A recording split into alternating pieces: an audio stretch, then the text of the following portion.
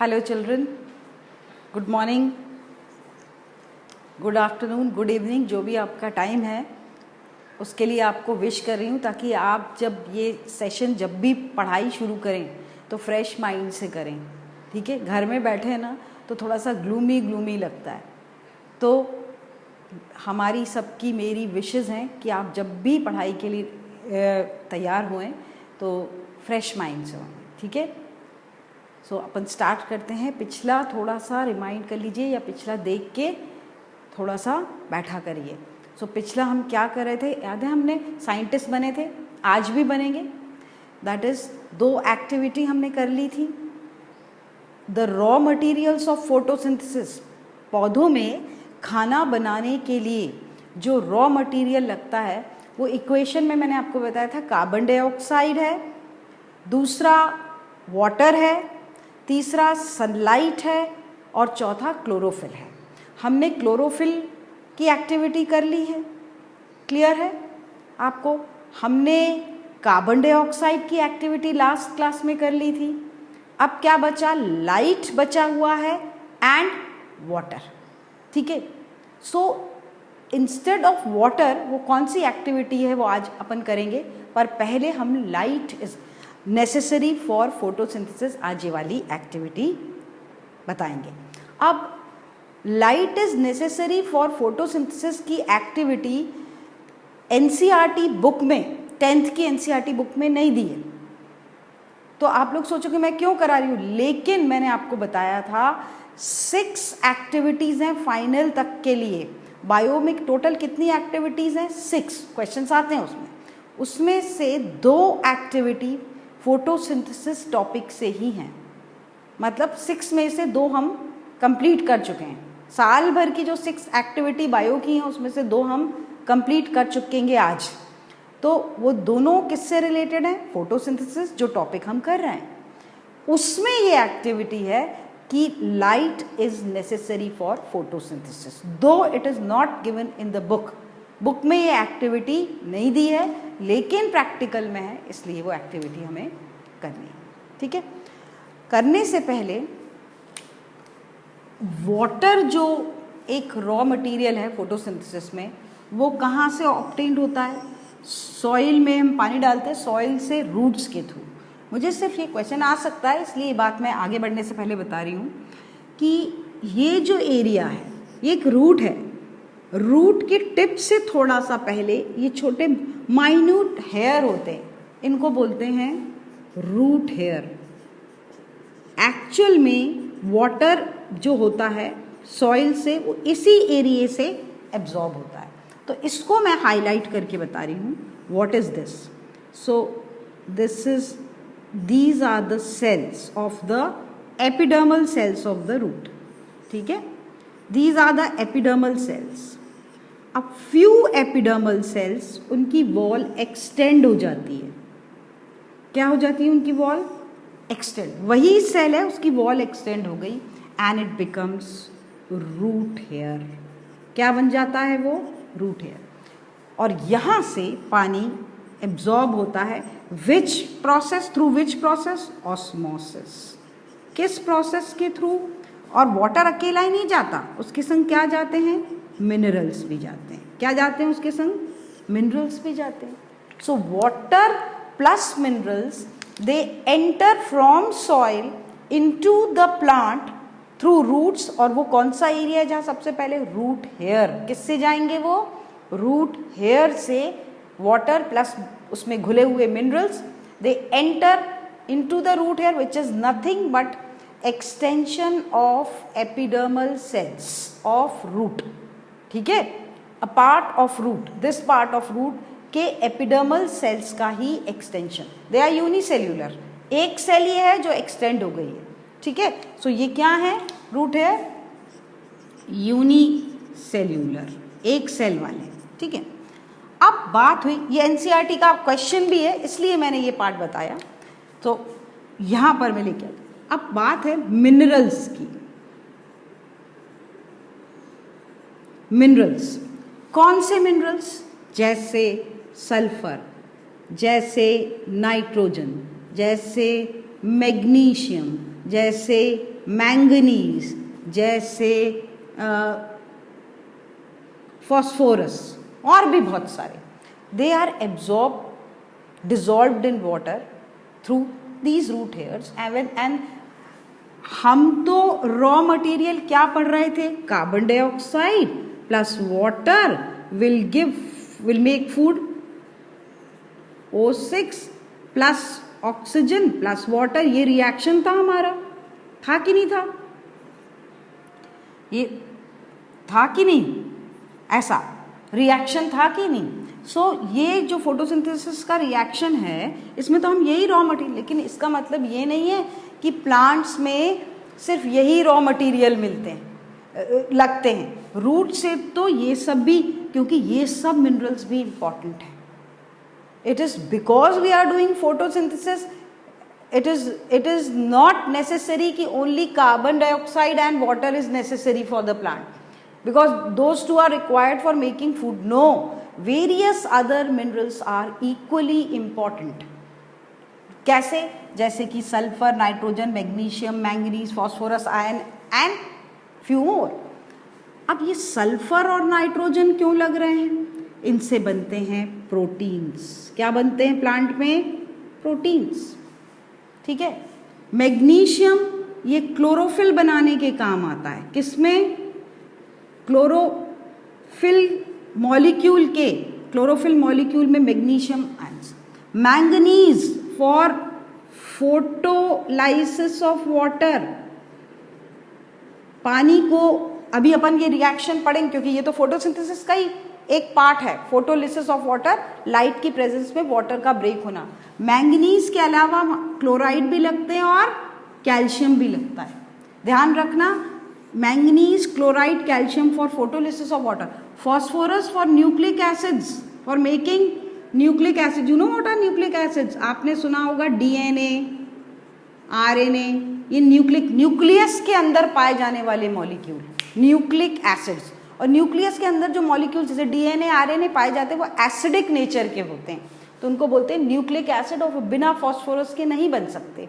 तो ये मैंने कुछ और minerals along with water are required by the plants and they are used in making these things, you must know. और एक और चीज, ये क्वेश्चन आ सकता है, जैसे सल्फर, नाइट्रोजन क्या बनाने में लग रहे हैं प्लांट के? प्रोटीन्स। क्या बनाने में लग रहे हैं वो? प्रोटीन्स।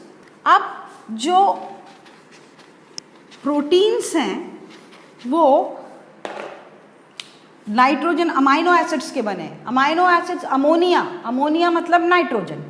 लेकिन एक मुसीबत है, नाइट्रोजन को एटमॉस्फेयर से सॉइल में लेने के लिए वो डायरेक्टली N2 नहीं आ पाती, तो उसको कुछ bacteria, only few bacteria living in, कहां पर रहते हैं? Living in soil. कुछ ही फ्यू जो सॉइल में रहते हैं, वो उनमें ये कैपेसिटी होती है कि वो डायरेक्ट एटमॉस्फेयर की नाइट्रोजन को एब्जॉर्ब कर लें। तो they absorb nitrogen, and this nitrogen हम भी नहीं ले सकते, ये N2 हमारी बॉडी भी डायरेक्टली नहीं ले सकती, और प्लांट्स की भी, रूट्स एंड कोई नहीं ले सकता। तो इसको ये बैक्टीरिया ही जब एब्जॉर्ब कर लेते हैं सॉइल में, किस फॉर्म में चेंज कर देते हैं? इनटू नाइट्रेट्स, आयंस के। किस फॉर्म में चेंज कर देते हैं? Ions, like this. Now this type of ions are absorbed by the roots of plants. So how nitrogen comes in the soil? It comes in the soil with the help of few bacteria. They will fix nitrogen in the soil, they will change them into salt, into nitrites in the ionic form, and in this ionic form along with water the plant will absorb, and we get the nitrogen from these. When we eat this plant as vegetables or pulses, beans, we get those proteins. This is how nitrogen enters in our body. So along with carbon dioxide, water, plants also need these minerals, and how they are obtained, that I have told you. Clear है ये बात? ठीक है, question आ सकता है। because this part is given in NCERT. Sulphur nitrogen किस में लगते हैं, कौन से मिनरल्स हैं जो प्रोटीन्स बनाने के काम आते हैं, मतलब अमाइनो एसिड्स में लगते हैं. Magnesium, it is used in making chlorophyll molecule. Manganese in, I will tell you now, photolysis of water and in photosynthesis. Phosphorus in making nucleic acids, DNA, RNA. And ये तो मैंने कुछ ही बताया, बहुत सारे मिनरल्स हैं जो प्लांट में डिफरेंट काम के लिए यूज होते हैं. Clear? Now the activity, which activity? That light is necessary for photosynthesis. Now this is the activity in your practical. So light is necessary for photosynthesis. Okay, this is the activity. कैसे करेंगे उसके पहले light के बारे में थोड़ा जान लेते हैं. लाइट का natural source for plant, sunlight जरूरी है, एनर्जी वहीं से आती है. प्लांट्स खाना बनाने की एनर्जी कहां से लेते? सन.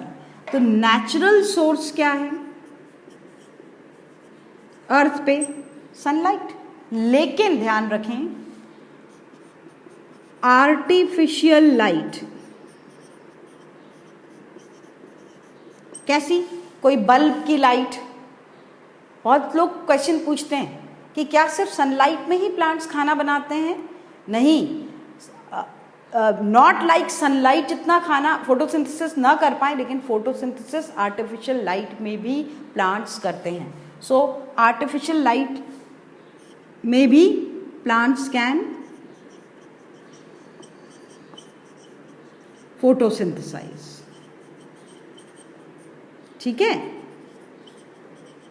So this is the artificial light. Now what part? Sunlight में बहुत सारे wavelength की light है, तो what part of sunlight is absorbed? Suppose this is the sun and the rays of sun are coming up to the earth. ठीक है? A very large spectrum is coming to the earth.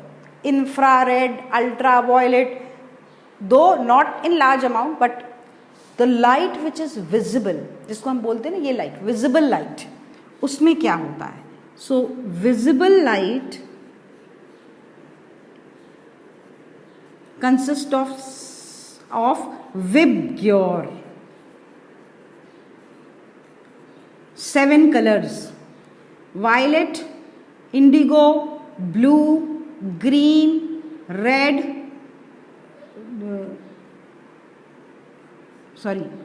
yellow, orange and red.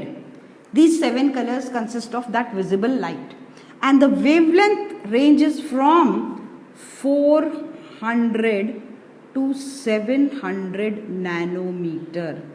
The wavelength, ये इन colours की wavelength कितनी है?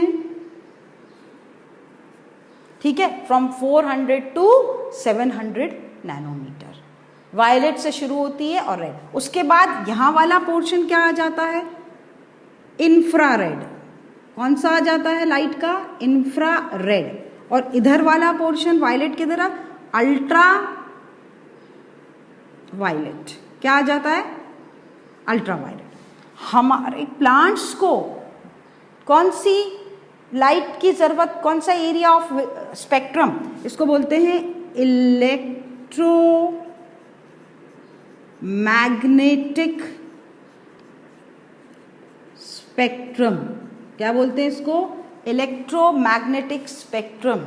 सो इस electromagnetic spectrum में plants को कौन सा विजिबल लाइट की जितना ही जरूरत है for making food, for photosynthesis, and that ranges, the wavelength ranges from 400 to 700 nanometer. ठीक है? That is the unit of wavelength in nanometer. So this is the और उसमें भी ध्यान रखना, उसमें भी विबग्योर में भी सबसे ज़्यादा फोटोसिंथेसिस ब्लू रेंज में होती है और रेड वाली। कौन सी लाइट में होती है? ब्लू में और रेड में। ठीक है, तो ब्लू वाली जो वेवलेंथ है वो नियर अबाउट 400 नैनोमीटर है और रेड वाली जो है वो it is from 680 to 700 nanometer वाली रेंज है। मतलब इन दो वेवलेंथ्स पे सबसे ज़्यादा फोटोसिंथेसिस होती है। कई बुक्स में वो एक कंट्रोवर्शियल रहता है, आपको कई बुक्स में मिलेगा कि ब्लू में ज़्यादा होती है, कई बुक्स में मिलेगा रेड में ज़्यादा होती है। So blue and red, both the wavelengths, in both these wavelengths have lot of energy. So lot of light is absorbed in these wavelengths of Vibgyor. इस पूरे एरिया को जिसमें सबसे ज़्यादा लाइट की एनर्जी प्लांट्स एब्जॉर्ब करते हैं उसको बोलते हैं पार। पूछ सकते हैं PAR फुल फॉर्म, ZZ लिखिए, फोटो सिंथेटिकली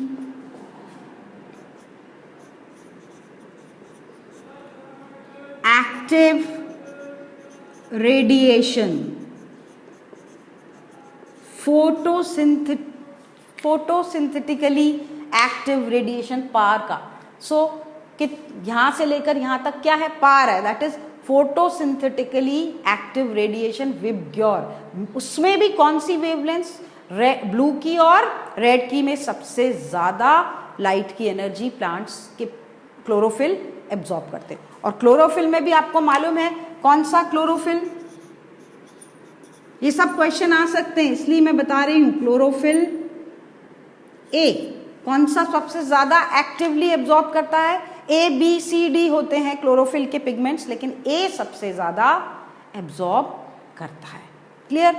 अब टोटल जो भी लाइट सन की लाइट में से जो visible part of the spectrum है 400 to 700 nanometer, that is called as photosynthetically active radiation, उसी को हम लाइट मान रहे हैं। अब हम वही प्रूव करेंगे कि light is necessary for photosynthesis.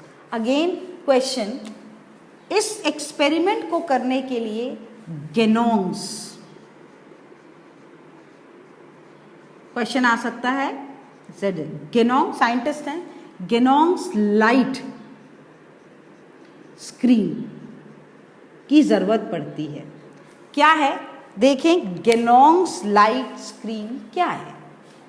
So गेनोंग्स light screen जो है वो इस तरीके का, I will make a leaf,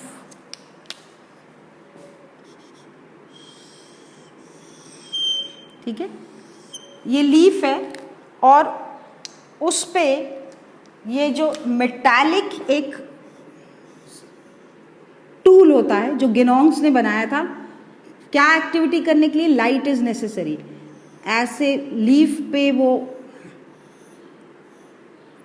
clip कर दो, उसको क्लिप ऊपर नीचे से लीफ पे क्लिक हो जाएगा, वो फंस जाएगा, हल्का सा होता है, यूजुअली मेटालिक एल्यूमिनियम का बना होता है, एल्यूमिनियम फॉइल का बना होता है और यानी मेटल है वो, और उसके बीचों बीच सेंटर में एक डिज़ाइन होता है।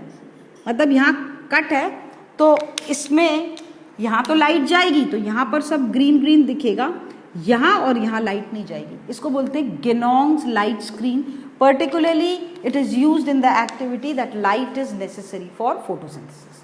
अब क्योंकि ये हर जगह अवेलेबल नहीं है तो कोई फिक्र की बात नहीं है। अगर हमें एक्सपेरिमेंट करना है तो हम क्या करेंगे, इसकी जगह we can use a black paper also. कोई एल्यूमिनियम फॉइल यूज कर सकते हैं, ब्लैक पेपर यूज, स्ट्रिप एक यूज कर ली और उस स्ट्रिप को पत्ती में कहीं पर भी लगा दिया और टेप से या क्लिप कर दिया, टेप से चिपका दिया एक स्ट्रिप को ग्रीन। ठीक है, अब एक्सपेरिमेंट क्या है?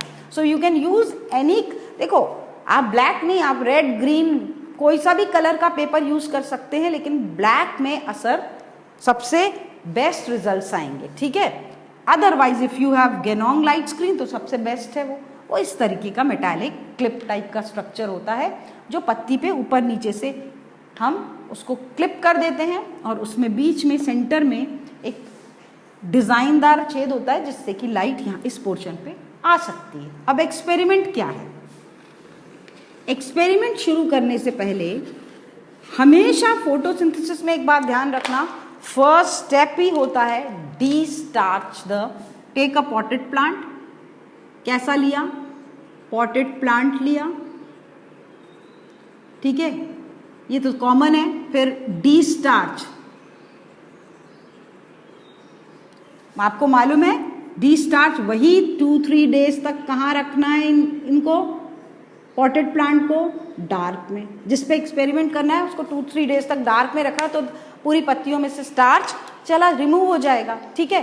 देन फिर उसको उस प्लांट को क्या करना है, अपन ने उस प्लांट को, पूरा पॉटेड प्लांट को लाए, सनलाइट में लाने से पहले हमने या तो उसमें गेनोंग लाइट स्क्रीन लगा दी या फिर हमने ब्लैक पेपर एल्यूमिनियम फॉइल एक स्ट्रिप में यहाँ फिक्स कर दी, ठीक है।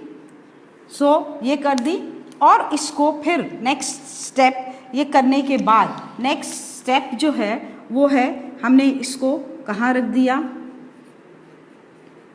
सनलाइट में रख दिया। इसको सनलाइट में रखा फॉर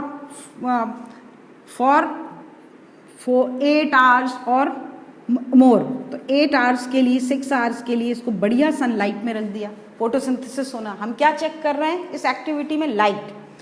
जब इसके बाद हमने क्या किया, जब 8 आवर्स लाइट देने के बाद इस पत्ती को प्लक कर दिया। क्या कर लिया इस पत्ती को? Then we pluck this leaf, pluck the leaf. कौन सी लीफ? यही वाली जिसमें स्ट्रिप लगाया था।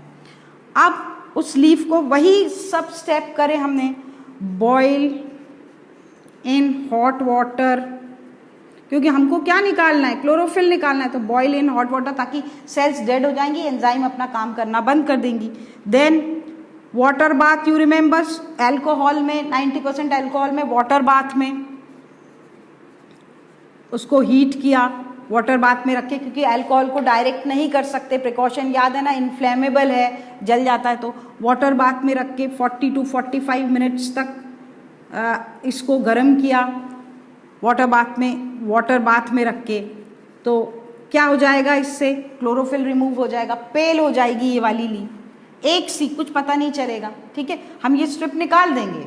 जब हम ये सब करेंगे सनलाइट में रखने के बाद, we will take out this strip and we will pluck this leaf and we will do these steps. After taking out, मालूम है कि पापड़ जैसी हो जाएगी stiff, तो we will dip it in hot water। वही स्टेप सब चलेंगे, इसीलिए मैंने पहले ही लर्न करवाया कि ये सब बार बार लर्न हो जाएंगे। हॉट वाटर से निकालने के बाद then we will test for, last we will test for starch. किसके लिए टेस्ट करेंगे हम? स्टार्च के लिए टेस्ट करेंगे। और स्टार्च टेस्ट आपको मालूम है आयोडीन सोल्यूशन है, उसके लिए हम टेस्ट करेंगे। आप सबको मालूम है, अभी तक मुझे मालूम है, मेरे हर एक बच्चे को, you all are very intelligent, सब समझ गए होंगे कि क्या है ये जो पोर्शन है, कौन सा? स्ट्रिप के अलावा वाला। पूरे को स्टार्च की ड्रॉप्स डाली स्टार्च टेस्ट के लिए, स्टार्च सोल्यूशन की, तो आपको मालूम है कि कौन सा पोर्शन ब्लू ब्लैक कलर देगा? ये और ये विल गिव स्टार्च का ब्लू ब्लैक कलर। क्यों देगा ब्लू ब्लैक कलर? क्योंकि ये लाइट से एक्सपोज था, ये ढका हुआ था, तो यहाँ पर स्टार्च नहीं बनेगा, तो ये वाला पोर्शन स्टार्च टेस्ट नहीं देगा। Very simple. अगर स्टार्च टेस्ट नहीं दिया मतलब इस पोर्शन पे ब्लैक स्ट्रिप थी, पेपर स्ट्रिप थी, या गेनोंग्स जिस जगह ढका हुआ था, चाहे वो एल्यूमिनियम फॉइल से ढका हो, चाहे ब्लैक पेपर से, चाहे रेड पेपर से, उस जगह पे लाइट नहीं मिली पत्ते को। जब लाइट नहीं मिलेगी तो खाना बनेगा क्या? तो स्टार्च के फॉर्म में स्टोर होगा क्या? नहीं होगा। तो यहाँ पर स्टार्च नहीं बना, यहाँ पर बना। This is the inference that light is necessary for photosynthesis. Simple, ठीक है। बहुत इजी एक्सपेरिमेंट है, सिर्फ ये ध्यान रखना है इसमें कि कुछ पॉइंट्स हैं, इसको क्या कहते हैं जिस अपैरेटस से करते हैं, गेनोंग्स लाइट स्क्रीन, वो इस तरीके का दिखता है, मेटालिक स्ट्रक्चर है। इसके अलावा अगर नहीं है तो we can either use black strip, paper strip, aluminium foil, we can use them. Precautions वही सब है, वाटर बाथ यूज करो, हॉट वाटर में डिप करो, केयरफुली हैंडल करो लीफ को, सनलाइट में प्रॉपरली एक्सपोज करो फॉर 8 आवर्स, डिस्टार्च प्रॉपरली, वही प्रिकॉशंस कॉमन है। क्लियर है? Light is necessary for photosynthesis activity आती है। उसके लाइट के बारे में भी मैंने आपको बता दिया, आर्टिफिशियल लाइट में भी फोटोसिंथेसिस होता है, सनलाइट में तो बहुत अच्छा होता ही है। और सनलाइट से क्या लेते हैं प्लांट्स? एनर्जी। कौन सा पिगमेंट पकड़ता है? क्लोरोफिल ए सबसे ज़्यादा, कैरोटिनॉइड, ज़ैंथोफिल, क्लोरोफिल बी, सी, डी भी पकड़ती हैं जो पत्तियों में हैं पिगमेंट्स, लेकिन सबसे ज़्यादा ग्रीन कलर का क्लोरोफिल ए पकड़ता है। क्लियर? कौन सा एरिया, कौन सी वेवलेंथ? विजिबल स्पेक्ट्रम का VIBGYOR, that is from 400 to 700 nanometer जो लाइट पड़ती है, सभी के थोड़ा थोड़ा एब्जॉर्ब, एनर्जी एब्जॉर्ब होती है, सारी वेवलेंथ 7 वेवलेंथ्स की एब्जॉर्ब करते हैं, लेकिन maximum blue and red light में एब्जॉर्ब करते हैं पत्तियां। क्लोरोफिल ए सबसे ज़्यादा कौन सी? ब्लू और रेड की लाइट की वेवलेंथ को एब्जॉर्ब करता है।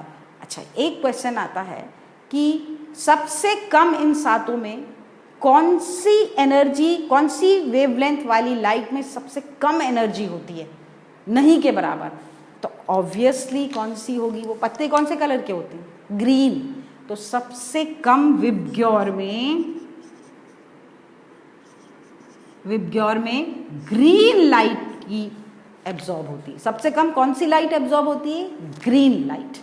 ध्यान रखना, क्योंकि ग्रीन सब क्या हो जाती है? रिफ्लेक्ट, जब भी तो पत्तियां ग्रीन लगती हैं।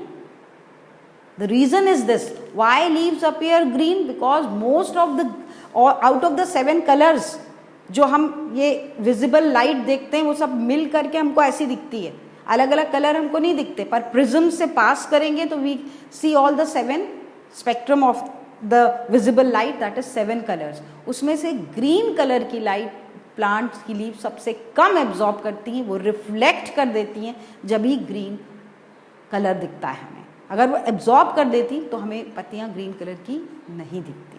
इसी से रिलेटेड एक क्वेश्चन है, आता है वो लाइट से रिलेटेड, मैं आपको बता रही हूँ।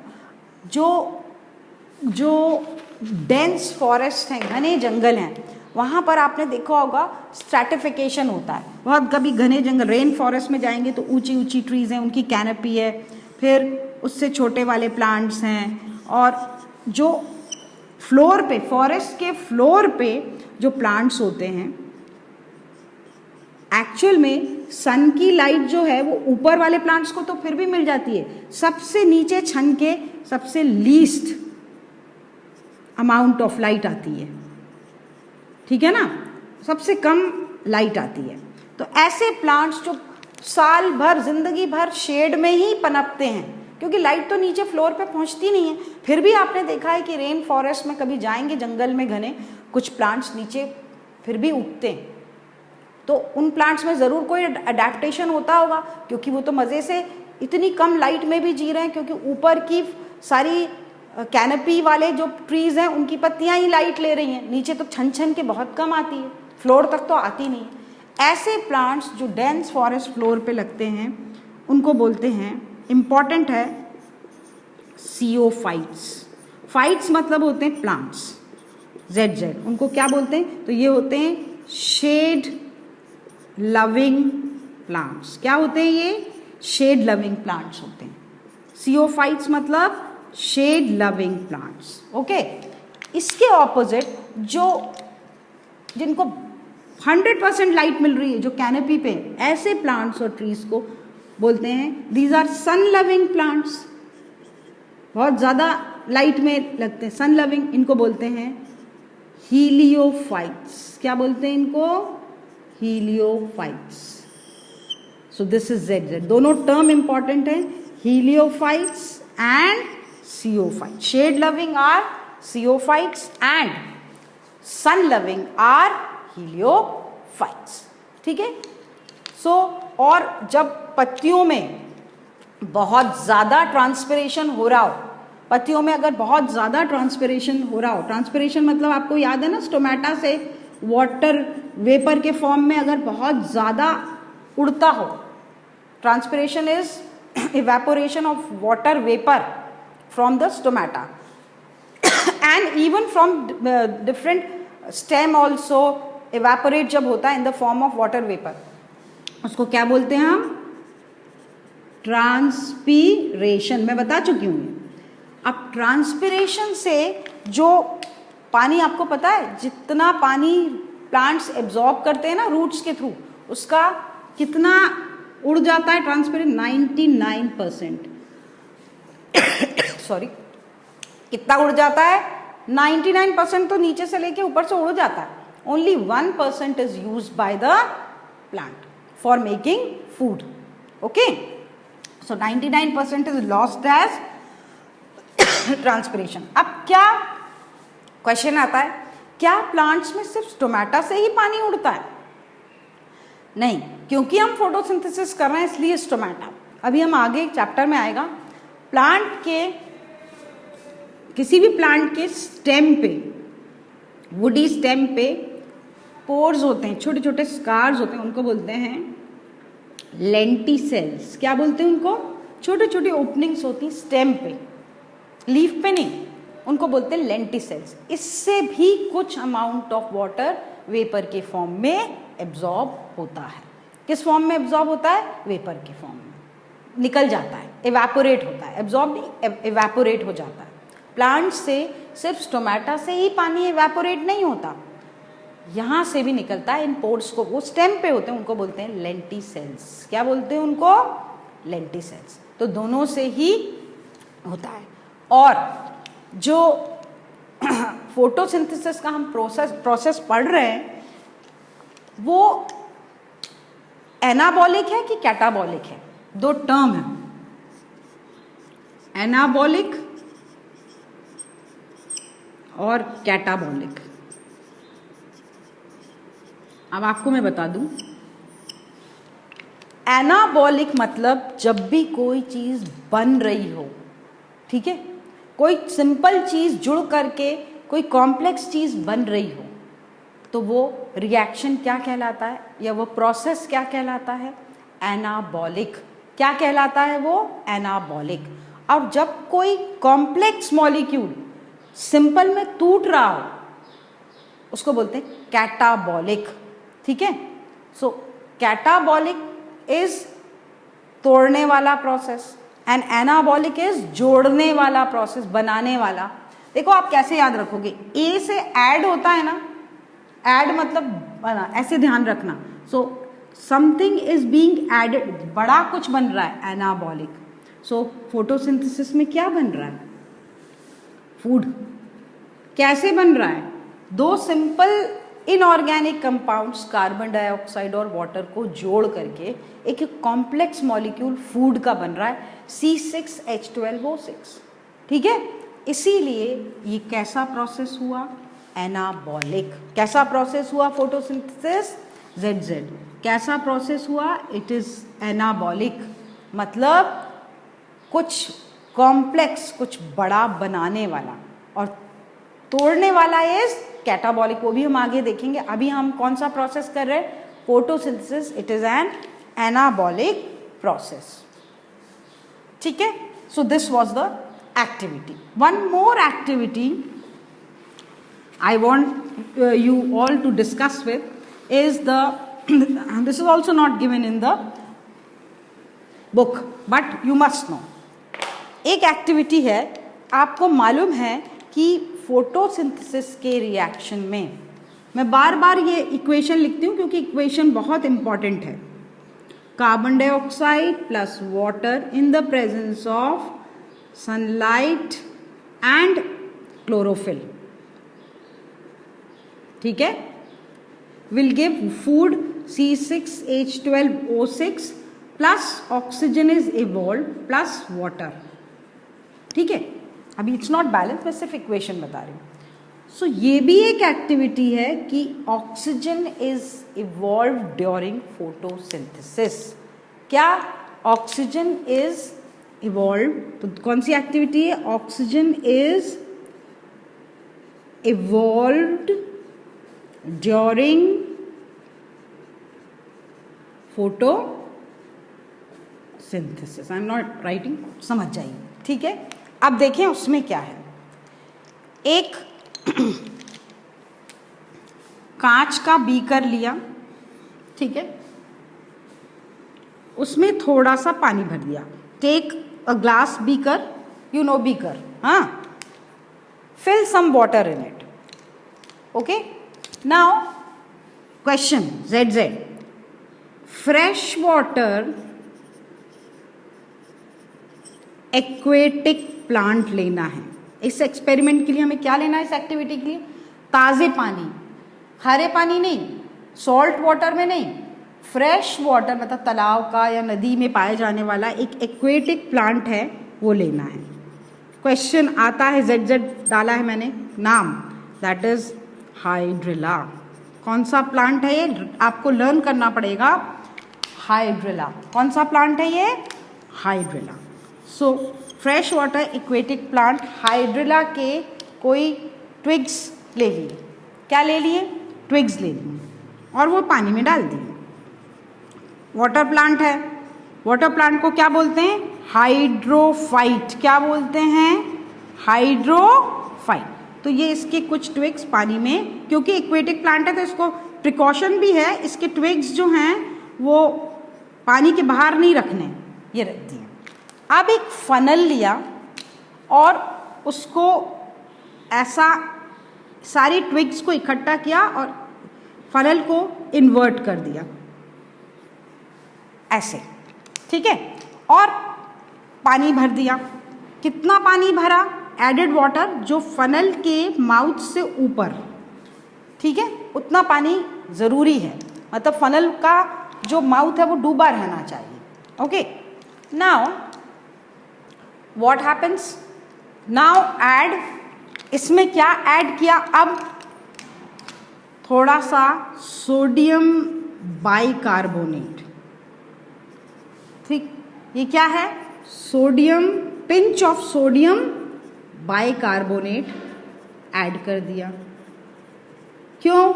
इससे क्या इवॉल्व होती है?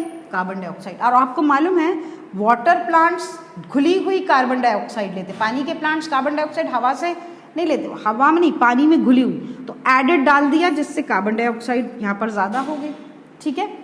फोटोसिंथेसिस है, कार्बन डाइऑक्साइड से ही फूड बनेगा। लाइट आ ही रही है, कांच का अपैरेटस है। अब एक टेस्ट ट्यूब लिया, उसमें पानी भरा, थंब से उसको दबा के बहुत केयरफुली इसके ऊपर, इस माउथ के ऊपर रख दिया, ठीक है।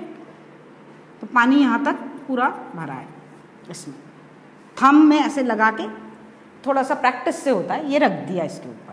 इस पूरे अपैरेटस को कुछ घंटों के लिए सनलाइट में रखा। Keep this setup for few hours in the sunlight. Photosynthesis करेंगी लीव्स एंड इनके ट्विग्स के यहाँ से कुछ घंटों बाद आपको बबल्स राइज करते दिखेंगे। ये बबल्स क्या करेंगे? यहाँ पर इकट्ठे होते जाएंगे, मतलब ये क्या है? काय के बबल्स हैं? कौन सी गैस के हैं? कोई सी गैस है, नहीं मालूम है, वो यहाँ इकट्ठे, पानी का लेवल नीचे होता जाएगा, गैस इकट्ठी होती जाएगी।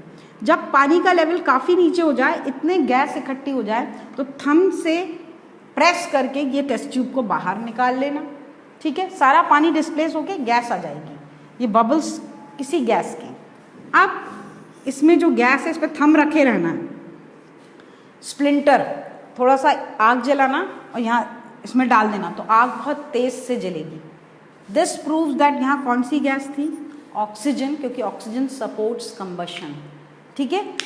तो ये जो निकल रही थी, मतलब फोटोसिंथेसिस में प्लांट से जो गैस इवॉल्व हो रही थी, वो कौन सी होती है? ऑक्सीजन। उसका ये एक्टिविटी है। आपको सिर्फ ध्यान देना है कौन सा प्लांट लिया, हाइड्रिला। दो I have given you full activity, क्या डालते हैं? फॉर मोर कार्बन डाइऑक्साइड, पानी में और एक्स्ट्रा घुल जाए, इसलिए sodium bicarbonate. So this is the activity for what?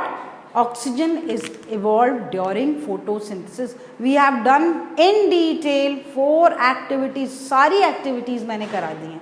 Okay, so remember this. कोई भी प्रैक्टिकल का क्वेश्चन हो, थियरी का क्वेश्चन हो, दोनों का नहीं हो, कहीं बाहर का दिमाग वाला क्वेश्चन हो, सब करते बनेगा. आपको एक भी क्वेश्चन छूटेगा नहीं. I have given you and I have everywhere I am writing Z Z Z Z, मतलब कोई क्वेश्चन बनाए उसके ऊपर. ये हिंट है, जबरदस्त, जरूरी, मतलब there is a question form before somewhere on this point. Clear है? ठीक है. So now the detail of photosynthesis is done. All the activities are over. There is one last, I wanted to just elaborate that part. One step is there, photolysis of water. मतलब photosynthesis में क्या break होता है? पानी. अब वो equation मैं आपको दे रही हूँ, कैसे ब्रेक हो रहा. पानी अगर ब्रेक होता है तो प्रोटॉन्स रिलीज होते हैं. कितने? I have balance this. Protons हैं H+R प्रोटॉन्स, उतने ही इलेक्ट्रॉन्स रिलीज होंगे. Number of protons, number of electrons उतने ही. तो 4 इलेक्ट्रॉन्स एंड क्या रिलीज होता है? ऑक्सीजन. तो जो रॉ मटेरियल पानी यूज कर रहे हैं ना, उसी का ऑक्सीजन वो गैस के फॉर्म में रिलीज होता है. क्वेश्चन आता है, देखो ऑक्सीजन फोटोसिंथेसिस के रिएक्शन में किसके पास है? रॉ मटेरियल कार्बन डाइऑक्साइड के पास भी है और रॉ मटेरियल वाटर के पास भी. कैसे कैसे पता हो जो ऑक्सीजन गैस हम रिस्पायर कर रहे, जो प्लांट्स निकाल रहे हैं, वो यहाँ से ये वाली है कि ये वाली? बहुत से लोग कंफ्यूज होते हैं क्योंकि CO2 है ना, तो ये वाला है. No, the oxygen evolve comes from water. और वो कैसे? वाटर ऐसे ब्रेक होता है एंड दैट comes from. ये क्वेश्चन आता है. So oxygen evolved comes from कहाँ से? वाटर. ध्यान रखना, Z अगेन. किधर से आता है वो? Not from carbon dioxide, it is coming from water. ठीक है. और दो पूरा फोटोसिंथेसिस, पूरा, not in this class 10, but if you will take bio, तो in your higher classes you have photosynthesis in detail. वहाँ पर photosynthesis, kitchen of the plant क्या है? क्लोरोप्लास्ट. कौन सी डब्बियाँ हैं पत्तियों में? They are chloroplast. ये मैंने आपको बताया था, सब बता चुकी हूँ. किचन ऑफ द सेल कहाँ है? ये क्या है? क्लोरोप्लास्ट. अब क्लोरोप्लास्ट में जो ये डिब्बी जैसे स्ट्रक्चर हैं, ये भी मैं बता चुकी हूँ. थाइलेकॉइड जिनको बोलते हैं ग्रैना. फोटोसिंथेसिस का पहला फेज मतलब लाइट रिएक्शन. कौन सा फेज होता है? वो कहाँ पर होता है? In the grana. कहाँ होता है? In the grana. Light reaction सबसे पहले मैं लिख देती हूँ. First it occurs in grana. जो ये आसपास की जगह है, साइड की, इसको बोलते हैं स्ट्रोमा. क्या बोलते हैं इसको? स्ट्रोमा. स्ट्रोमा में सेकेंड फेज ऑफ 2 फेजेस में कंप्लीट होता है, उसको बोलते हैं डार्क रिएक्शन. क्या बोलते हैं इसको? डार्क रिएक्शन और केल्विन साइकिल. क्या बोलते हैं इसको? डार्क रिएक्शन और केल्विन साइकिल. लाइट रिएक्शन कहाँ पर होता है? पहला स्टेप है फोटोसिंथेसिस का ग्रैना में, इन डिब्बियों में. और किसके अंदर होता है? कौन सा ऑर्गेनेल है ये? This is chloroplast. ये प्लास्टिड है, ग्रीन कलर का, उसमें होता है. और ये किस में मौजूद होता है? पत्तियों की मीजोफिल सेल्स में. पैलिसेड और स्पॉन्जी सेल्स में बहुत सारे क्लोरोप्लास्ट होते हैं, जिनमें phase 1 light reaction, phase 2 dark reaction, phase 1 in grana, phase 2 in the stroma which is called as dark reaction और केल्विन साइकिल. अब लाइट रिएक्शन 2 पार्ट्स में डिवाइडेड है, that is cyclic and non cyclic photophosphorylation phosphorylation. क्या बोलते हैं इसको? ये दोनों लाइट रिएक्शन जो हैं उनको इकट्ठा दो फेजेस में होता है, ये cyclic and non cyclic photophosphorylation. इसके दो तरीके हैं, ठीक है। और लाइट रिएक्शन, नाम ही है लाइट रिएक्शन। लाइट रिएक्शन मतलब लाइट का एब्जॉर्प्शन होता है इसमें। पहला स्टेप क्या है, आपने याद है ना, हमने 4 स्टेप्स किए हैं। Absorption of light by chlorophyll. तो इस स्टेज में ये लाइट का एब्जॉर्प्शन होता है और लाइट की एनर्जी को केमिकल एनर्जी में कन्वर्ट कर दिया जाता है। Very important question. और वो लाइट एनर्जी जिस केमिकल एनर्जी में कन्वर्ट होती है उसको बोलते, क्वेश्चन आएगा, वो 2 फॉर्म में केमिकल्स होते हैं, ATP प्लस NADPH2। ब्लॉक करिए Z। जबरदस्त जबरदस्त जबरदस्त जरूरी। इन दोनों केमिकल फॉर्म की एनर्जी को इकट्ठा बोलना हो, अगेन क्वेश्चन, उसको बोलते हैं एसिमिलेटरी पार। क्या बोलते हैं उसको? Assimilatory power. Again question Z। क्या बोलते हैं इसको? एसिमिलेटरी पार। ATP आपको 9 से मालूम है, adenosine triphosphate. NADPH2 nicotinamide adenine dinucleotide phosphate, full form. ATP adenosine triphosphate, 9th में बहुत बार किया है। NADPH2 nicotinamide adenine dinucleotide phosphate. Nicotinamide adenine dinucleotide पूछ सकते हैं, फुल फॉर्म फॉस्फेट, तो ये लिख सकते हो आप। और ATP एडिनोसाइन ट्राइफ, दोनों मिल करके एनर्जी के फॉर्म है और उनको बोलते हैं एसिमिलेटरी पार। तो एसिमिलेटरी पार कौन से फेज में होता है? पत्तियों में लाइट रिएक्शन में बनाया जाता है। किस 2 प्रोसेस के वजह से? कौन से 2 प्रोसेस हैं? Cyclic and non cyclic photophosphorylation, जिसमें ये एसिमिलेटरी पार बनता है। क्लियर? जब वो बन जाता है तो उस पार की मदद से इसमें क्या बनाएंगे? स्ट्रोमा में बस कार्बन डाइऑक्साइड को काय में चेंज कर देंगे उस एनर्जी की मदद से, फूड में C6H12O6। तो ये रिडक्शन ऑफ कार्बन डाइऑक्साइड कहाँ होता है? डार्क रिएक्शन में इन द स्ट्रोमा। एंड उस रिएक्शन को बोलते हैं, बहुत सारे स्टेप्स होते हैं, उसको बोलते हैं केल्विन साइकिल। क्या बोलते हैं उसको? Calvin cycle. पहले लाइट रिएक्शन, बाद में dark reaction. Light reaction in ग्राना, dark reaction in stroma. Light reaction में एनर्जी एसिमिलेटरी पार इकट्ठा होता है, डार्क रिएक्शन में कार्बन डाइऑक्साइड को रिड्यूस होते हैं फूड में। तो डिफरेंस भी बता दिया मैंने आपको, ठीक है। So this completes in detail photosynthesis. Just go through this last few sessions, 5-6 बार कर दीजिए, रटने की जरूरत नहीं पड़ेगी, दिमाग में बैठ जाएगा। और सारी एक्टिविटी, 6 में से 2 एक्टिविटी फाइनल एग्जाम तक के लिए I have done. I will give you, मैं आपको रिवीजन कराऊंगी, कुछ क्वेश्चंस भी आपको कराऊंगी, कैसे आते हैं, कैसे मल्टीपल चॉइस क्वेश्चंस अपन करना चाहिए, असर्शन रीजन कैसे होते हैं। क्लियर? नेक्स्ट क्लास में। Thank you.